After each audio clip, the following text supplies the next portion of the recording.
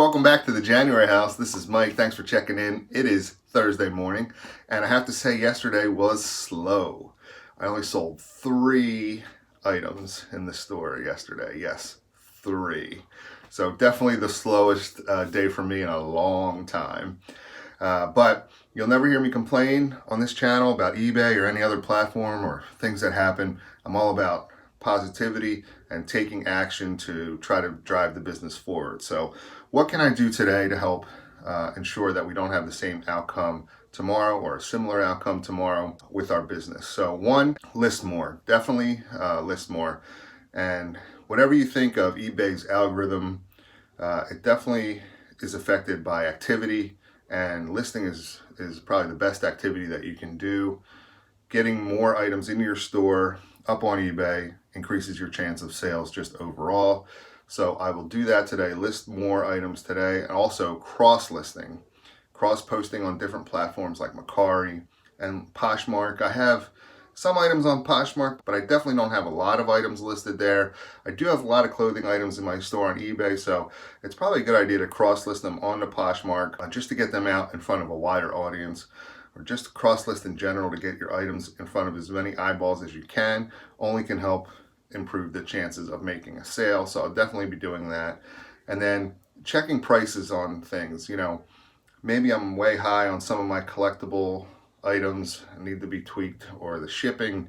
You know, when I first started, I didn't use pirate ship a lot, so my shipping costs might be a little higher than they should be, so I'll have to check out some of those things.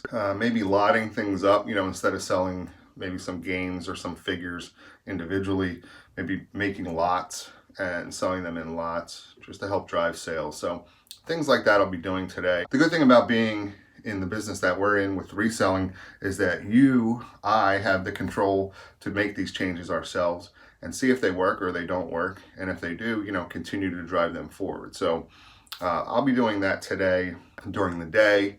And then tonight I will be live on Nevermore Antiques YouTube channel with John, doing a reseller interview. And if you're not familiar with John at Nevermore Antiques, he's a great guy. He's been selling for a long time. He has his own antique store, you know, brick and mortar store where he sells items, which is kind of unique in our business. Most of us are just online, strictly online. So that's cool. I've been watching him for a long time, from the beginning days of when I started reselling. So it's exciting for me to be on his channel. I will drop a link to that interview in the description of this video. So come check us out. 7 o'clock Eastern time, and it should be a lot of fun. All right, let me show you the whopping 3 sales I had in the store yesterday. Let's jump into it. First up is this set of striptease glasses. Yes, I just picked these up in a private haul from a friend of mine. And these are old, like 70s glasses. Then when you put liquid in there, the clothes disappear, and that's how they strip. So I think I paid like $3 for this box, and I sold it for $25 plus shipping.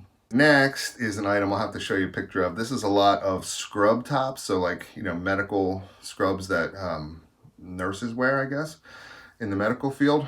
A long time ago, I bought a big tote of these scrubs, and I think I paid $10 for the whole tote, and it worked out to like 17 cents a scrub top. So I sold 4 of them. I blotted them together. I sold these 4 for $8 plus shipping, and I'm going to try to fit them all into this padded flat rate mailer to save on shipping. We'll see how it goes. All right, and then finally, I sold this Predator, invisible Predator figure for $5 plus shipping. Yeah, so pretty slow, but hey, it happens.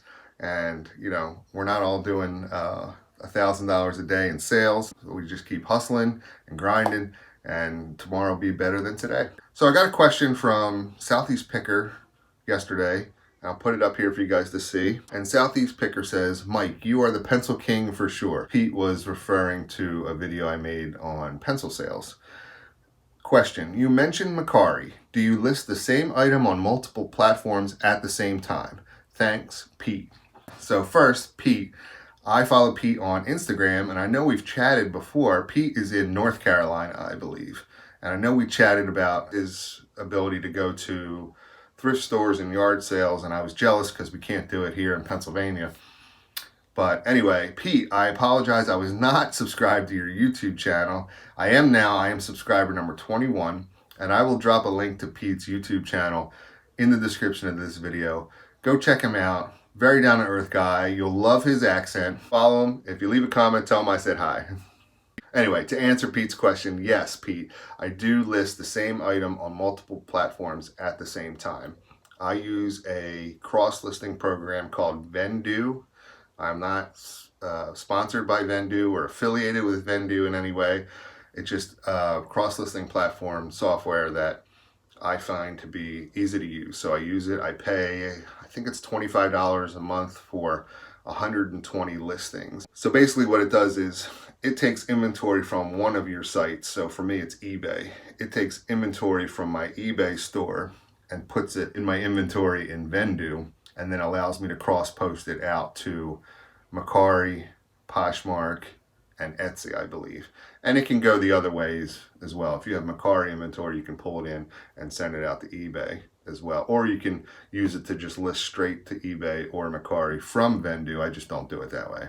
So yes, I use Vendoo, and I cross-list on Macari mainly with it. But like I said earlier, I'll definitely bring in some of that clothing inventory that I have and then cross-post that out to Poshmark as well, at least today. So yeah, and it works pretty well for me. And you have to manipulate a certain number of fields, like the title of your item. On eBay, they give you 80 characters, I believe, to use. On Macari, they only give you 40. So when you're importing the item into Vendoo from eBay and then trying to push it out to Macari, if the title's real long, you have to cut it down a little bit. Things like that. The category listings for some of these other sites are a little different, so you have to manipulate that a little bit. Macari's pricing doesn't allow for cents. It has to be rounded whole numbers. So I do a lot of, $19.95 sales. You either have to do $20 on Macari or $19. You can't do $19.95. So things like that. But yes, I do list them at the same time. The problem with that is if I sell it on Macari, I have to manually pull it down off of eBay, or vice versa. If I sell it on eBay, I have to manually pull it down off of Macari. So yeah, it's a little bit of a hassle, but it works for me, and I have a process that I use for it. So I'm going to continue using it, but good question. And another item is sometimes I will price things at different prices, different price points on Macari versus eBay, just to see what kind of interest I get. Sometimes you can get more on Macari for things than you can on eBay. Just a tip in general, whether you're using a listing software or not. All right, and that's all I have for today's video. Hopefully you enjoyed it. If you did, please hit the thumbs up button. Leave me a comment down below. Let me know, what do you do when you have slow days of sales? What kind of actions do you take? Maybe I can incorporate some of those actions as well. And don't forget to subscribe to my channel for more great videos. Thanks.